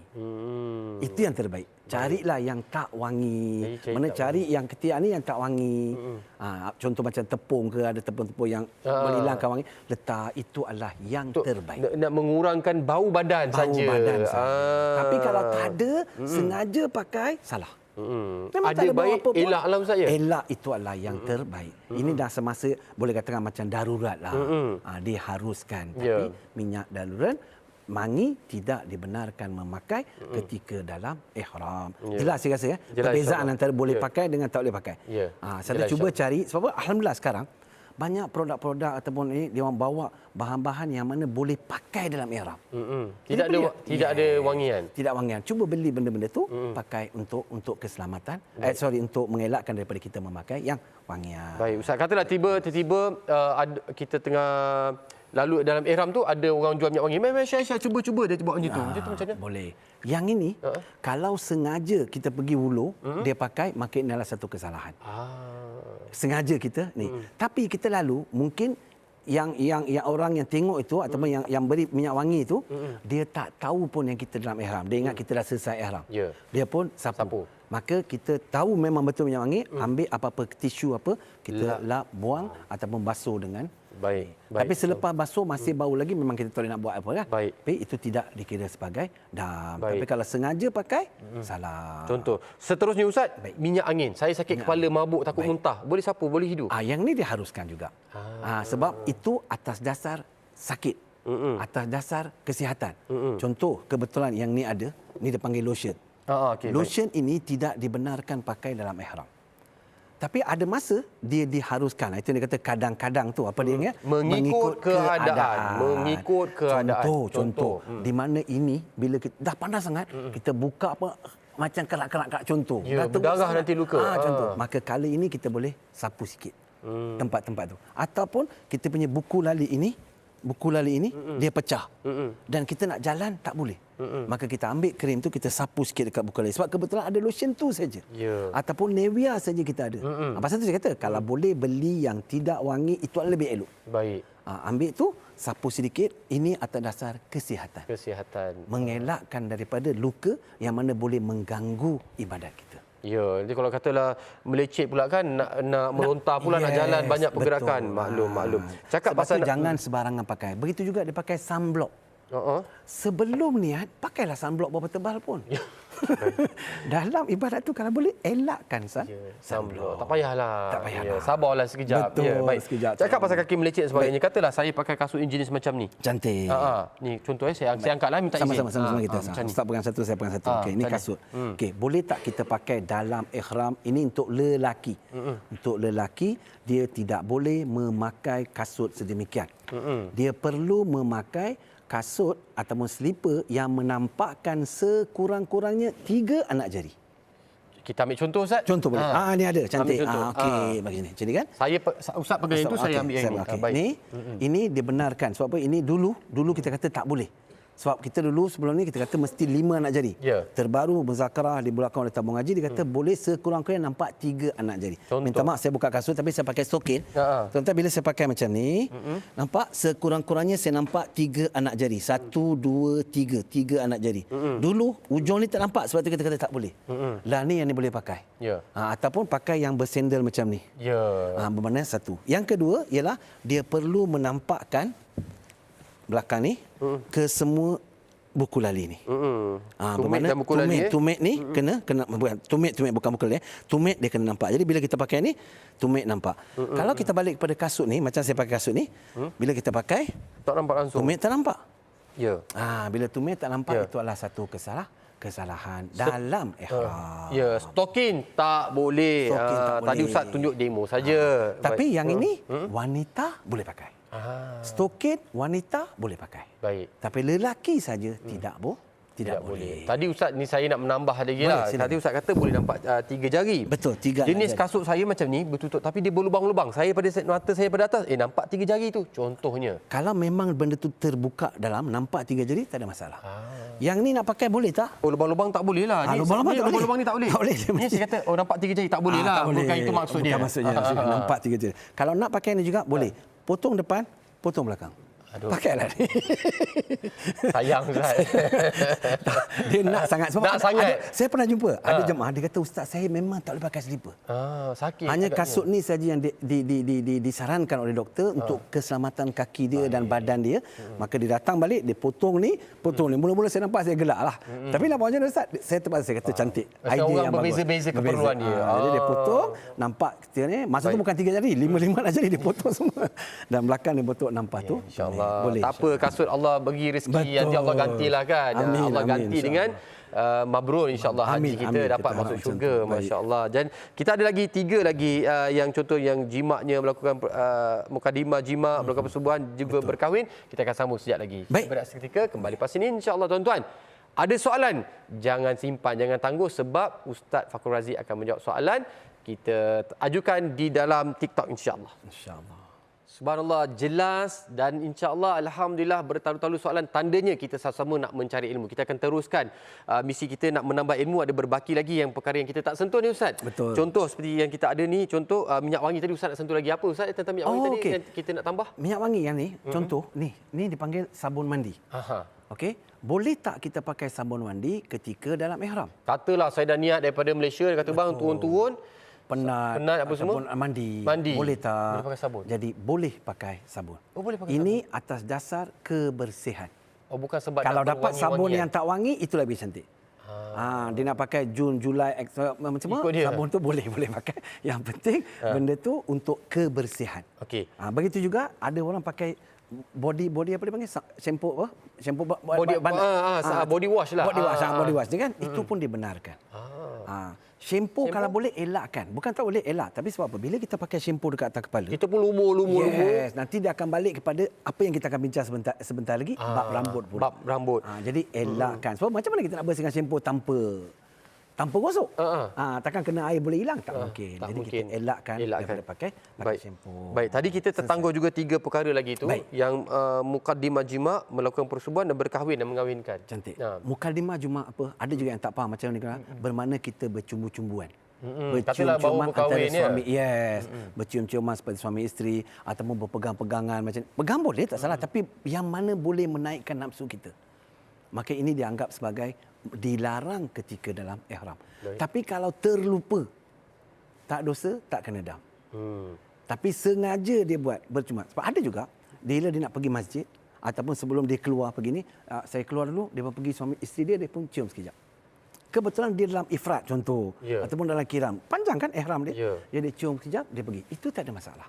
Tapi kalau dia cium, lepas tu tiba-tiba dia datang... Yang itu salah. Sebab tu nak cuba elakkan. Tapi sebab dia dah biasa bila keluar, salam, cium dan cium dahi dia, cium pipi dia ataupun bibir dia, dia keluar. Kalau tak ada apa-apa, tak apa. Baik. Tapi kalau boleh macam Ustaz cakap tadi, elakkan kalau boleh. Takut benda tu bawa kepada menaikkan nafsu dia. Yes, maka itu adalah satu kesalahan. Dan itu bercumbu-cumbuan. Termasuk peluk macam ni. Sebab dia boleh menaikkan nafsu. Sebab dah lama, jumpa pula dekat kedai makan, peluk-peluk dalam ihram, boleh menaikkan nafsu. Baik, itu selesai satu perkara. Baik. Yang kedua, melakukan persetubuhan. Bila dalam ihram. Bila dalam ihram, saya ulang balik muslim-muslimah rahmati Allah SWT, daripada mula niat sehinggalah kita bergunting, kita dalam ihram. Ketika ini terutama, sebab minta maaf kata ada juga yang pergi dengan pakej-pakej dan sebagainya, diduduk bilik berdua, maka berhati-hati di jalan raya. Faham. Sebab apa? Dia terlajak dan sebagainya. Terutama dalam ihram. Dia kalau melakukan persetubuhan, haji dia itu rosak sama sekali. Dipanggil fasad. Dan dam yang paling besar, paling berat, dam inilah tuan-tuan. Yang dipanggil dam yang merosakkan haji, yang dipanggil sebagai tertib dan takdir. Tak ada pilihan. Tak ada pilihan. Apa dam dia? Pertama ialah unta. Kalau betul-betul tak mampu, dia pergi kepada lembu. Lembu seekor. Betul-betul tak betul, 7 ekor kambing. Betul-betul tak mampu, pergi kepada memberi makan dengan harga sama dengan unta. Kalau kata RM6,000, RM6,000 lah. RM6,000 dia kena beri makan pada orang ni. Kemudian kalau betul-betul tak boleh, baru pergi kepada puasa pula. Puasa sebanyak cupak makanan yang boleh kita beli dengan RM6,000 tu. Bermakna kalau RM6,000, katalah satu cupak kita anggap lebih kurang RM5 contoh kan. Bagilah dengan RM6,000 berapa? Kita anggap contoh 600 hari. Maka 600 hari dia kena berpuasa. Tu dia. Tapi berpuasa bukan berturut-turut lah. Berlangkah-langkah boleh, tapi dia kena puasa. Ini bila betul-betul dia tak mampu melaksanakan seekor unta tadi. Kita mungkin ingat, Ustaz, saya dekat Mekah ni memang tak ada duit pun. Macam mana saya nak bayar? Habis dah memang. Mana saya tak mampu. Pindah terus puasa. Tak boleh. Sebab balik ada duit tak? Masih ada lagi. Maka kita beranggap kemampuan. Kalau saya simpulkan, betul-betul tak mampu ni orang fakir miskin aja. Sampai nak kena gadai tanah. Betul. Ada juga orang kata, Ustaz, fakir miskin macam mana dia nak pergi haji? Macam Ustaz cakap tadi lah. Dia gadai tanah. Kan? Dia jual rumah, dia pergi haji. Lepas tu pula, ataupun saya sponsor dia. Ni duit, pergilah bawa haji. Maka ini dianggap fakir miskin. Dan saya bagi duit pun sedikit untuk dia belanja. Contoh, maka ada tak dia duit? Maka ini saya boleh anggap dia betul-betul tak mampu, baru boleh pindah kedua, ketiga ke tempat. Itu pandangan saya. Faham. Mungkin salah kan? Tapi saya kata itu yang betul-betul tak mampu. Tapi kalau setakat kita ni, tak adalah nak kata tak mampu. Kena unta juga. Kena unta Moga Allah berikan kita kekuatan Ustaz ya. Bertahan insya-Allah itu bertahan. dipanggil sebagai melakukan persetubuhan di dalam ihram dan boleh merosakkan haji kita ataupun umrah kita. Baik. Yang seterusnya berkahwin Ustaz. Berkahwin. Ini lumrah lah. Tapi saya pernah jumpa ada yang bernikah di Mekah, ada yang bernikah di Madinah, ada yang berwakil boleh. Tetapi bila di luar ihram. Bukan saya galakkan. Nanti dia kata, Ustaz galakkan pula. Tak. Di luar ihram boleh. Tapi dalam keadaan ihram, bila saya ulang balik, daripada mula niat sehingga dia bergunting. Dalam itu, dia tidak boleh nikah, tidak boleh wakil wali. Contohlah, kebetulan ketika itu anak kita dekat Malaysia nak nikah. Jadi kita dah bagi, dia pun telefon melalui telefon. Okey, Ustaz Bakar, ini anak ni jadi wali, boleh? Saya kata boleh, dalam ihram. Tak sah nikah anak saya. Jangan cari pasal. Jangan cari pasal sebab dalam ihram. Sebab tu kita kata jangan sampai melakukan kesilapan dalam melakukan umrah atau haji. Sebab kita akan balik dalam keadaan ihram. Maklum. Rupa-rupanya kita tak boleh walikan anak kita, kita dah nikahkan anak kita 2-3 orang. Atas dasar kita tak belajar. Sebab itu tabung haji buat ni berulang-ulang. Tak cukup bersiri, dia buat intensif. Tak cukup intensif, buat perdana. Tak cukup niat. Ya, hari Rabu. Apa Kita lagi tak kena, radio dah buat live kat TV, betul. kat TikTok dia jawab. Ambil saja ilmu. Allahu Rabbi. Jadi bila tak ada ilmu, dia buat salah. Rupanya dia ingat dah selesai. Contoh, kita ambil tawaf. Macam minggu lepas kita belajar. Tawaf tak betul, dia sentuh Kaabah. Batal pusingan tu. Dia ingat dah habis. Ini sebab tu kita kena, tuan-tuan, macam-macam kita boleh belajar. Ya. Besok keluar bab handphone tanya, Ustaz ajar saya macam mana ni, macam mana nak buat ni, macam mana nak hantar WhatsApp, kita belajar. Ya. Tapi bab ni seumur hidup sekali inilah kita pergi. Belajar sungguh-sungguh. Kita tak nak belajar. Ya, faham. Alah tak apalah, nanti boleh ikut ustaz. Alah boleh ikut jemaah dalam bilik. Alah boleh ikut isteri saya. Ini semua adalah satu kesalahan kealpaan kita untuk mendapatkan ilmu menunaikan haji tersebut. Masya-Allah, kita mantapkanlah untuk diri kita. Masya-Allah. Supaya tidak melakukan kesalahan, nikahkan orang atau jadi wakil wali atau maka dalam ihram tidak boleh. Besar kesan dia Ustaz ya. Kesan dia besar. Masih Ustaz jelas Ustaz. InsyaAllah mudah-mudahan Allah memberi pahaman kepada saya juga sendiri untuk perbaiki diri semasa dan jemaah yang bakal pergi menunaikan haji. Ingat tuan-tuan, tak akan kalau ikut hukum halam, tak akan sama sekali tuan-tuan dan puan-puan akan pergi haji kedua. Faham. Kecuali Allah kata tiap-tiap tahun pergi, kita akan pergi. Anggaplah ni kali pertama dan terakhir Terakhir. kita. Jadi Buat betul-betul. Buat betul-betul. Belajar betul-betul. Baik, Jangan bagus. ini saja. Lepas ni ada lagi sebulan setengah lagi ni. Dekat 2 bulan. Ramadan hingga Syawal. Ya. Pergi belajar. Ya, kita pulun habis-habis lah bahasa kita insya-Allah. supaya Baik, kita ni. berbaki 4 lagi Ustaz. Baik, cantik. Ini itlaf kita panggil. Ini itlaf, iaitu merosakkan, membinasakan dalam itlaf ini. Ini maksud itu yang panggil itlaf. Apa dia? Ada 4 saja. Baik. Pertama ialah menggugurkan rambut ataupun bulu di badan. Yang kedua ialah memusnahkan ataupun memotong kuku. Tumbuh-tumbuhan, memusnahkan tumbuh-tumbuhan dan akhir sekali ialah memburu binatang. Baik. Okey, Saya nak apa tanya dia? soalan. Boleh, Contoh, sila. Saya memang ada satu tabiat yang suka pintal rambut. Duduk termenung, pintal rambut. Ada. Maka itu dianggap sengaja. Ni dianggap sengaja. Sengaja. Kena dam. Kena dam. Baik. Sebab sengaja. Kena dam dan berdosa. Tapi kita terlupa. Ya. Contoh saya tengah hayal dengan tengok contohlah tengah ustaz tengah ceramah macam tu kan. Saya pun putar. Mana-mana tak ingat pun. Ustaz cabut. Yang ini dianggap tak sengaja. Tapi saya tahu, saya sedar saya putar ni boleh sembut, maka itu dianggap sengaja. Tapi biarkan saya tak ingat sambil dengar ceramah putar-putar, alamak ada rambut, terlupa kan. Maka ini tidak berdosa tapi tetap kena dam. Faham. Yang tadi sengaja tadi berdosa dan kena dam. Kena ambil Itu maklum rambut. ni, jangan buat Yes, main. betul. Kata lo Ustaz, ni alah serabut sangat kita tengok kan. Kita tolonglah sikat. Jangan sikat rambut jatuh Saya sudah. bergerak sekali ke kepala dia Ustaz. betul. Katalah sikat. Ada pula Ustaz ni kat sini satu. Betul. Macam mana Ustaz? Ini dianggap sengaja. Sengaja. Tak mungkin kita akan sikat tak sengaja. Nampak tak? Bila sengaja, bila kita sikat, putus rambut jatuh, maka ini dianggap berdosa dan kena dam. Katalah yang ni pula balik-balik sekejap, dapat masuk bilik hotel sekejap je lah. Nak pergi tandas, dia buka telekung. Cantik. Pergi tandas apa semua, nak pakai telekung, dia nampak ada 3 urat rambut. Memang tak ada orang lain lah, memang tu telekung dia. Okey. Kan kalau macam mana nak kira? Yang itu kita anggap tak. Sebab kita tak tahu pasti ke tak pasti dan memang rambut tu telah gugur. Contoh, saya buka scarf ataupun saya buka songkok, tengok dekat songkok tu ada rambut. Baik. Ataupun dekat scarf tu ada rambut. Maka ini dianggap dia gugur sendiri. Gugur sendiri. Bukan sebab saya rentap garu-garu. Bukan. Mana dia gugur sendiri. Bila buka ada, mana kita boleh kita buat tu tak tahu, mana lupakan sajalah. Tapi bila saya buka scarf, dia sangkut. Saya pun tarik kuat sikit. Jangan tarik. Jadi kita riliskan pelan-pelan. Tapi kalau tarik memang dah tak boleh buat apa dia tarik, maka ini kena dam. Baik. Ustaz, Kalau kalau saya dia buka getah. baru nak tanya, ikat rambut panjang, ikat getah. Dia buka getah, rambut bukan banyak kat getah. Macam mana tu? Yang ini pun dianggap bukan kena.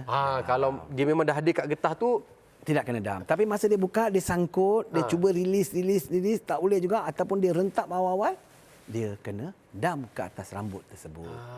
kita Kalau memang dua rasalah helai, sakit ke tarik. Betul. Baik. Itu kena dam di atas sengaja dengan tidak sengaja. Baik. Cuma yang ni itlaf ni, kalau sengaja berdosa dan kena dam. Baik. Kalau tak sengaja tidak berdosa tapi tetap kena dam ke empat-empat perkara Oh, ni. kena dam juga? Tapi yang tadi, tarafur yang tadi kita bincang 13 perkara, yang itu sengaja berdosa dan kena dam. Kalau tak sengaja, tidak berdosa dan tidak kena dam. Okey, Itu yang dia tanya, Ustaz, takkan persetubuhan tak berdosa? Tak sengaja. Tapi ada masa. Aduh, okey, baik. Ada masa berlaku macam tu, maka tak kena dam. Yelah, kreativiti, Tapi itu lebih kepada amanah.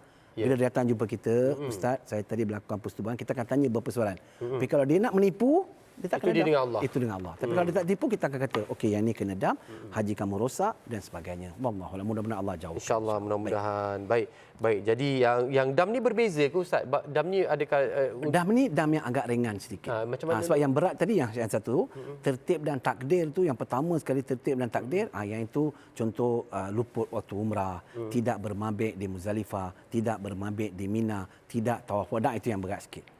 Okey. Kemudian yang ini dia ialah apa dipanggil sebagai takhir dan takdir. Takhir dan takdir. Takdir iaitu dia antara 3 benda dia boleh pilih. Apa dia? Pertama kambing, yang kedua puasa 3 hari, dan yang ketiga memberi makan kepada 6 orang fakir miskin. Bagi makan 6 orang fakir Fakir miskin. miskin seorang 2 cupak.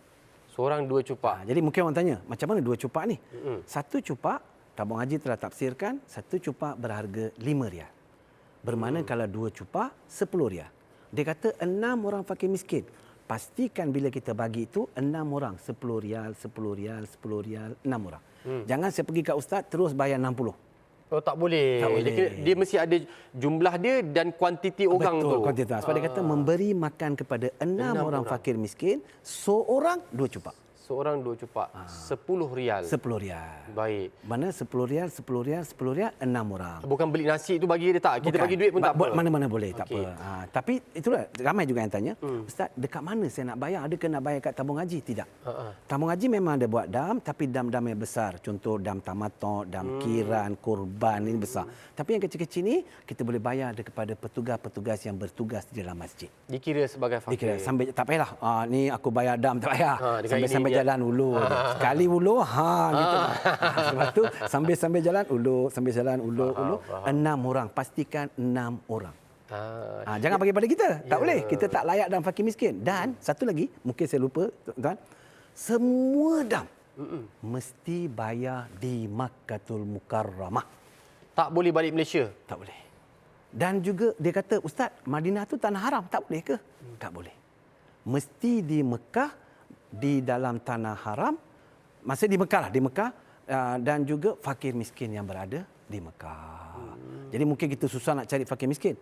Sebab tu ada tafsiran, dia kata pekerja-pekerja yang bekerja dalam tanah haram tu dianggap fakir miskin sebab gaji dia orang memang rendah. Dan fakir miskin maka kita boleh bagi pada RM10, RM10, 6 orang. Ya, sebab tu penting kita kena jelas yang ini Ustaz. Betul. Sebab nanti jangan sampai kita dah keluar pergi ke daripada Mekah, dah keluar Madinah, dah masa tu nak bagi tak ada. Tak ada dah. Mesti di Mekah. Tapi ada satu syarat lagi. Contoh saya memang tak ada duit. Jadi apa saya nak buat? Balik Malaysia, tak ada masalah. Tapi katalah Tuan Haji pergi, saya pun serah, Tuan Haji ini dam saya, tolong bayar kat Mekah. Jadi Tuan Haji boleh pergi. Mesti diselesaikan di Kota Suci Mekah. Berwakilkan pun tak apa. Tak boleh. Dia berwakilkan tak apa. Yang penting tidak boleh bayar di Malaysia. Ustaz, saya tak cukup duit. Betul. Saya pinjam duit Ustaz dulu boleh? Boleh, tak ada masalah. Tapi dengan syarat. Kita kata bila kata pinjam, mesti tunai. Wajib lah. Jangan salah dia bagi tak. Ini pinjam dan terlupa. Itu lain. Itu lain. Terlupa dan juga saya tak minta. Tak ada masalah sebab terlupa. Tuan pun terlupa, saya pun terlupa. Kan? Tapi bila saya ingat, saya tuntut, tuan kena bayar. Tak boleh kata, aku lupalah. Tak boleh. Lupa tak apa, kena bayar. Baik. Maklum. Jelas Harap-harapnya jelas insya-Allah. Cuma ada satu, minta maaf, saya tambah sikit. Sila. Ada satu dam diharuskan bayar di Malaysia. Apa dia? Contoh, kita balik dalam keadaan ihram. Orang tanya juga, macam mana saya balik dalam keadaan? Contoh, ada seorang wanita, kebetulan nak buat tawaf haji tu, dia hit dan dia tak sempat melakukannya. Tunggu minta pindah, tak dapat. Contoh, tunggu tak habis. Jadi dia pun balik dalam keadaan ihram.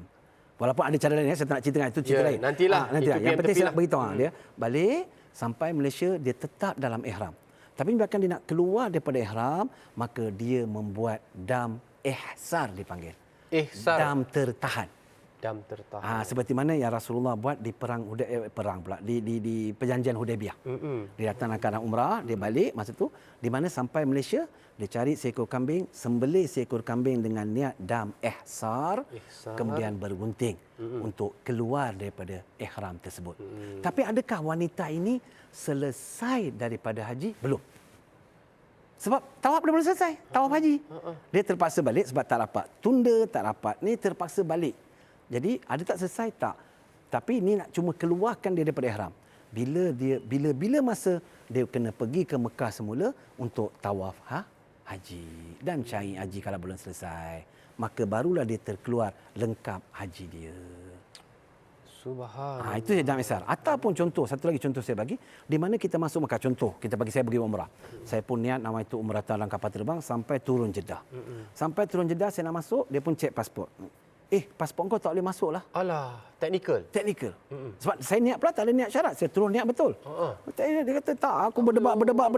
Jadi jawapan dia apa? Saya mesti kena balik. Kau kena keluar daripada sini? Kena keluar. Jadi saya cari kapal terbang. Sekarang saya dalam ihram. Mana saya nak buat yang terbaik di mana kita tertahan.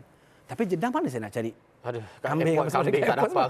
Balik Malaysia, saya sembelih seekor kambing dan saya bergunting, keluarkan saya daripada ihram. Supaya tidak tak tertahan kita dengan pantang larang tu. Betul. Tapi kalau itu adalah umrah pertama saya, masih lagi wajib pada saya. Sama juga wanita tadi yang menyebabkan haji tertangguh, dia kena pergi, kena tawaf dan juga syai rukun mesti kena selesaikan. Masya-Allah, Satu yang dia haruskan. Tapi ingat, lepas sembelih kambing, jangan bagi masjid sebab kenduri. Apa tu? Kambing tu ke mana? Mesti bagi fakir Fakir. miskin yang ada di Malaysia. Mesti syaratnya kepada fakir. Fakir miskin. Baik, maklum. Betul juga kan kita pula makan panggil anak keluarga semua Tak boleh. kan. Lain kerja je Ustaz. Betul. Baik, itu yang kita nak kena teliti nanti insya-Allah. Mungkin lepas ni kita ada edisi khas lah ya. Amin, Soal jawab yang betul. seperti Boleh, demikian rupa. Baik, alhamdulillah, syukur. Terima kasih Ustaz banyak. Sebab tu Ustaz Fakrul dah sedia tu. Ya. Tubi-tubi dia kena. Kita lambung dia kena jawab Ustaz. Silakan nanti Ustaz Fakrul Minta maaf jawab. Ustaz Fakrul. Ada dua lagi kita tak Dua sentuh ni, lagi. menebang pokok di tanah haram dan memburu. Kita ke sana Ustaz, kita Baik, dah sediakan silakan. pokok. Alhamdulillah. Wah, cantik pokok ni. Banyak haiwan ni Ustaz ya. Jangan, Kupu-kupu ni semua ni. Ustaz, katalah saya dulu tak duduk diam tangan ni, pergi pintal-pintal, tercabut pokok Okey. orang. Balik pada tadi, dua cara. Ya. Iaitu kalau sengaja berdosa dan kena dam. Kalau tak sengaja tidak berdosa tapi tetap kena dam. Sebab dia ini termasuk dalam itlaf. Merosakkan, memusnahkan, membinasakan. Semua termasuk dalam ini. Maka bila dia cabut, maka dia kena dam. Contoh? Sama juga saya minta maaf tadi. Kita kata rambut kan. Bukan setiap rambut tu terus kambing, terus memberi makan. Kalau selai hanya secupak saja. RM5. RM5. Kalau 3 helai serentak, baru pergi pada pilihan tu. Kambing, puasa ataupun memberi makan kepada 6 orang fakir. Boleh pilih. Boleh pilih. Jangan takut jemaah tak faham kan. Jadi Ya, kita kena faham. terangkan. Bahawa kalau setakat selai, selai pukul 1, selai pukul 3, selai pukul 6, selai pukul 8. Secupak. Macam tu. Itu lagi Rezeki. Itu pun dapat pahala tau. Bagi fakir makan kan. Orang tu pun tadah tangan daripada kita. sama Jangan juga rasa terbeban. masa kita mandi, Ya. buka, jatuh air, rambut jatuh. Ah. Yang ini tidak termasuk. Sama macam buka scarf tadi. Ah, Sebab bukan kita sengaja. Mana jatuh air, rambut jatuh. Itu rambut memang dah. dah sampai waktunya. Baik, balik kepada pokok ni pula. Jadi macam ni. Punta-punta tadi. Duduk bawah dekat pada Arafah, duduk bawah pokok, tangan tu ternampaklah ranting. Okey, kan? cantik. Kita pun macam ranting tu macam nak mati pula nak jatuh, kita pun piuk. Patah. Kita pegang boleh pula terpatah. Kita Betul. niat nak pegang je. Betul. Patah. Macam mana Ustaz? Tapi luar. Arafah itu dah termasuk luar daripada tanah haram. Walaupun dalam ihram. Walaupun dalam ihram. Oh, dia tak boleh buat di kota suci Dia yang Mekah. dalam ihram ialah luar pun kalau memburu binatang kena, dalam pun kena. Tak, kalau dalam ihram. Dalam ihram. Baik. Tapi kalau pokok ni dalam haram kena, luar tanah haram tak kena. Dan bukan dalam ihram pun. Kalau dalam tanah haram, pokok pun kena, binatang pun kena. Oh, okey, faham. Dalam tanah haram Yes. tak boleh. Tak boleh. Kalau kat luar pada tanah haram boleh, masya-Allah. Itu pokok saja. Pokok saja. Binatang kalau bukan dalam ihram tak kena, tapi dalam ihram kena walaupun luar. Okey, Itu kena beza. jelas ni. Betul. Wah, masya-Allah, best. Okey. Okey, kita pergi ke binatang lah Ustaz. Baik. Yang ni dikira tak binatang buruan? Yang ini kalau kita nak tafsir binatang buruan boleh aja. Yang ini pun prop yang ada Ustaz. Geram pula saya tengok Tak dia. apa, yang penting dia sediakan comel pokoknya. Tak Okey, boleh dikira, yang Ustaz? ini tidak dikira sebagai binatang buruan. Ingat, binatang ini ada je tanya, Ustaz lipas boleh tak? Lalat. Nyamuk boleh tak? Lalat boleh tak? Ular boleh tak? Kan? Contoh tapi tak ada lah kat sana ular kan contoh kan. Tapi yang ini semua dibolehkan. Bermakna bukan binatang buruan. Apa binatang buruan? Binatang alat enam. Empat kaki? Kambing, lembu. Tapi termasuk buruan ni burung merpati. Yang ni selalu orang terlepas pandang. Baru nak tanya. Burung burung merpati kan kita tengok tu alah bulat-bulat dia kan makan Cantik. esok geram. Teringin nak makan. Betul. Kita pun pap sebiji. Pak mana itu dia anggap buru-buruan, dia anggap binatang yang tidak boleh binatang buruan yang tidak boleh diburu. Ada sampai tafsiran. Katalah saya jalan, ni burung banyak-banyak, saya jalan. Burung terbang, zoom, tak ada masalah. Okey. Okey. Tapi saya nak Ustaz Video. pegang kamera. Okey, Ustaz. Saya pergi push sebab nak tengok burung lagi. Yang ini pun ada tafsirkan kena dam. Sebab sudah. kita memburu. Ah. Seolah ada tafsiran sampai macam tu juga. Jadi berhati-hati nak ambil gambar. Kalau nak ambil gambar jalan je lah. Kalau orang dapat ambil gambar terbang itu rezeki. Ada baiknya jangan buatlah. Jangan buat. Tak payah nak acah-acah burung tu dalam ihram. Sebab nak burung terbang kita ambil gambar. Elakkan sama sekali dalam ihram dan juga luar ihram. Kan binatang tak boleh walaupun luar ihram dalam tanah haram. Ya, Tidak boleh. tak payah lagi acah-acahkan Tak burung tu ambil payah. gambar. Ramai itu saya Ustaz. Betul. Saya dah Betul, buat ke tak? Tak apa, lepas dia boleh bayar dam kat saya. Astagfirullahalazim, ya Allah. Okey, baik. InsyaAllah, Dia kalau burung ni tak kira ihram ataupun dalam ihram pun sebab Dalam dia tanah haram. dalam Tak tanah boleh. haram memburu binatang. Pakai baju biasa pun datang pun tak boleh. Sebab memakai baju biasa atau dalam ihram, dalam tanah haram tidak boleh memburu binatang. Janganlah acah-acahkan burung tu. Ya, kalau boleh berapa ramai sini dah mengangar dengan saya kan. Macam ada buatlah itu Ustaz. Apa yang dah lepas mungkin kita tak tahu. Tak tahu, kita sandar kepada jahil. Jadi ini Masya tafsiran. Tak adalah sampai ada yang kata tak apa. Saya kata tapi ada yang sampai tafsir mendalam sungguh. Dia kata jangan buat macam tu dia kata. Jadi lebih kita ambil yang ni sikit kuat sikit kan. Jadi sebab kita nak Allah nak uji kita. Tak payah buatlah acahkan burung tu buat apa kan. bagi Baik. dia. Kucing tak dikira. Kucing tidak termasuk. Acah Tidak kucing tak. termasuk. Acah kucing tak ada Baik. masalah, kan. Alhamdulillah. Apa antara pesanan-pesanan lagi Ustaz ya? Kalau ni mungkin kita terlepas ke apa ke? Tak, saya kata itulah pokok tadi jangan patahkan, terutama di dalam tanah haram dan juga biasanya kalau ranting yang memang kering. Ranting yang kering yang memang dah rosak, yang tu patahkan tak apalah. Baik. Tapi itu tugas dah ada pekerja sana. Tak payahlah kita buat. Kita takut kita tersilap, kita anggap itu dah mati, rupanya belum mati kan. Jadi kita elakkan benda-benda perkara-perkara ini. Ustaz, yang tanya. terbaik. Saya Boleh. nak buat kenangan lah. Baik. Di bawah pohon Arafah ini, Masya Allah. daun berterbangan jatuh dalam buku. Saya pun lipat buku tu, Cantik. buku doa. Okey. Bawa balik. Bawa balik. Macam mana? Luar tanah haram. Kita bukan ambil hak tanah haram. Tapi hak tanah haram kita tidak boleh bawa keluar. Apa dia contoh? Batu yang kita gunakan untuk melontar. Buat kenangan. Yang ini biasa ada yang buat kenangan, ada yang melekat kat slipper, ada yang letak plastik, dia terlupa tercampak dekat dalam beg. Dia bawa balik baru ni dalam 3 minggu lepas saya rasa ada seorang telefon, Ustaz macam mana dengan batu Ustaz? Saya pun kata kena bayar seekor unta. Saya cakap je saja. Dia kata Ustaz, boleh tak saya pergi? Dia kata Ustaz, dalam tak tarikan nafas saya. Unta. Dia kata Ustaz, boleh tak saya pergi sana Ustaz, saya buang kat sana. Dia lebih rela macam tu daripada bayar unta. Saya kata puan pun dah tahu pun jawapan tu, saya kata. Mana dia hanya ambil bagi siapa-siapa untuk pulangkan batu tu kembali ke tanah haram. Oh, saya lempar depan rumah tak boleh? Tak boleh. Oh. Mesti batu tu kembali ke tanah haram semula. Itu pun kena fikir, kena beritahu ini tanah haram Mekah. Jangan dia pergi tanah haram Madinah dia balik. Oh. Sebab apa saja hak daripada tanah haram Mekah Mesti, khususnya tidak boleh dibawa keluar. Ya. Dia pun tanya, Ustaz, saya beli baju, saya beli beg, itu bukan hak tanah haram. Itu adalah benda yang masuk dalam tanah haram. Begitu juga pasal tu kata, ada pokok yang ditanam. Maka dipatahkan, ditebangkan, tak ada masalah. Tapi kita bukan tahu itu ditanam ke apa. Pasal tu kita jangan campur bab ni. Ya, tak payah lagi selidik. Tak payah Banyak kerja lagi yang kena buat. Betul. Tapi yang tumbuh daripada sana semua tidak boleh dimusnahkan. Walaupun ada pendapat orang tanya kenapa orang musnahkan buat itu, ada pendapat-pendapat lain sebab nak buat bangunan. Itu ujian lain, tak ada kena-mena dengan kita. Kita beri tumpuan kepada Betul, ibadah tumpukan kita. pada ibadat saja, insya-Allah. Masya Allah. Jadi Ustaz, apa kesimpulannya lah bab-bab pantang larang niat dan sebagainya ni? Baik. Pastikan muslimin-muslimah rahmati Allah SWT, ini adalah macam tadi kita ulas, haji yang pertama dan mungkin haji yang terakhir. Tolong jemaah pada diri sendiri. Bukan untuk saya, bukan pada ustaz ni, Ustaz Fakrul, tak. Untuk diri sendiri. Buat yang terbaik. Niat yang betul. Pastikan nak buat haji apa? Tamattu', ifrad atau kiran. Kalau tak boleh, rujuk. Sebab itu tabung haji Alhamdulillah setiap maktab ada sediakan ustaz dan ustazah. Rujuk. Kalau tak ada, dia ada buat panggilan terus. Telefon dulu sebelum pergi. Saya nak buat ini macam mana? Nanti dia akan tunjukkan, buat yang terbaik. Dan setelah niat, pastikan 13 pantang larang ini, atau bukan pantang larang, larangan ihram ini, jangan lakukan sama sekali sebab dia boleh merosakkan ataupun mengurangkan pahala ataupun kemabruran haji tersebut. Mudah-mudahan tahun ini kita dapat buat yang terbaik dan juga kita balik dengan haji yang mabrur. Kata Rasulullah, tidak ada balasan orang yang balik dengan haji mabrur kecuali jannah Allah Subhanahu wa taala. Allahu Rabbi ya Karim. Indahnya dapat melaksanakan ibadah haji yang diterima menjadi haji mabrur.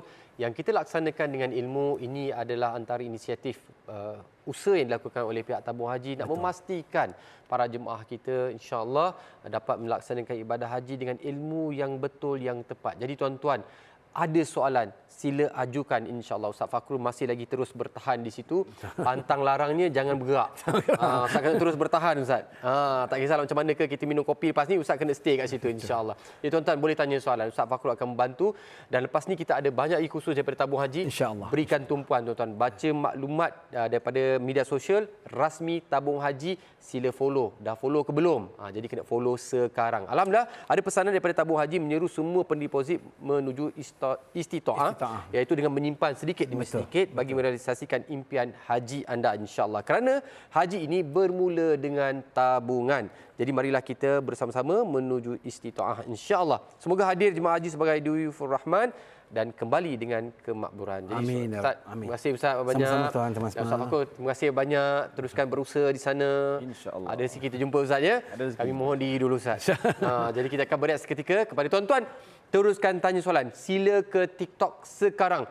Panjang lagi sesi kita, insya-Allah, di TikTok. Teruskan bersama dengan Assalamualaikum dan tabung haji semestinya. Ada sekian rumah, kita jumpa lagi. Assalamualaikum. Waalaikumsalam warahmatullahi taala wabarakatuh.